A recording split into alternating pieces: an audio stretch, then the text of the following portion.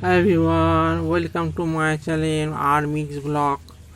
যেহেতু আমার চ্যানেলের নাম আর মিক্স ব্লগ, সেই তো আমি বিভিন্ন বিষয়ের ওপর বা বিভিন্ন বস্তুর ওপর আপনাদের ব্লগ দিয়ে থাকি। এইরকমই একটা ছোটোখাটো ব্লগ নিয়ে আপনাদের সামনে উপস্থিত হলাম।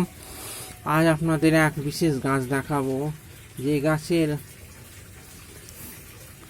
সবজি না, এটা হচ্ছে মশলা গাছ।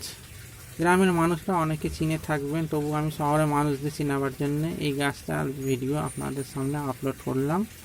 তবে সে প্রতিবারের মতো আপনাদের সামনে একটা অনুরোধ, চ্যানেলটা নতুন আসলে পরে আপনার অবশ্যই চ্যানেলটাকে সাবস্ক্রাইব করে পাশে থাকা বেল আইকনটা টিপে দেবেন। ভিডিওটা ভালো লাগলে অবশ্যই একটা লাইক দিয়ে দেবেন আর বন্ধুদের মাঝে শেয়ার করে দেবেন।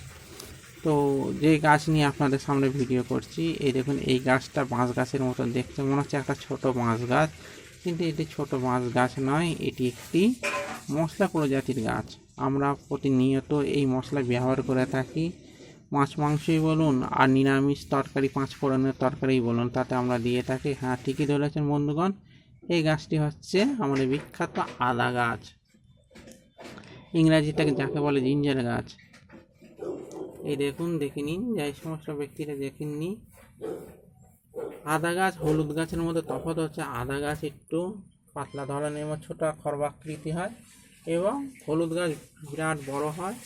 বিরাট বড় মানে কি, ওই 2 ফুট 3 ফুট মতো লম্বা হয়, এবং পাতাগুলো বড় বড় হয়। এই গাছটি খানিকটা ছোট এলাচ গাছের মতো দেখতে লাগে। আশা রাখি আপনাদের ভিডিওটা ভালো লেগে থাকবে। এরকম অভিনব নিত্য নতুন ভিডিও পেতে আমার চ্যানেলটাকে সাবস্ক্রাইব করে পাশে থাকা বেল আইকনটা অবশ্যই টিপে দিতে ভুলবেন না। তো আজকের মতো এইটুকুনি, আবারও দেখা হচ্ছে একটা নতুন ভিডিওতে। ততক্ষণের জন্য আপনার বন্ধুকে বিদায় দিন। ধন্যবাদ।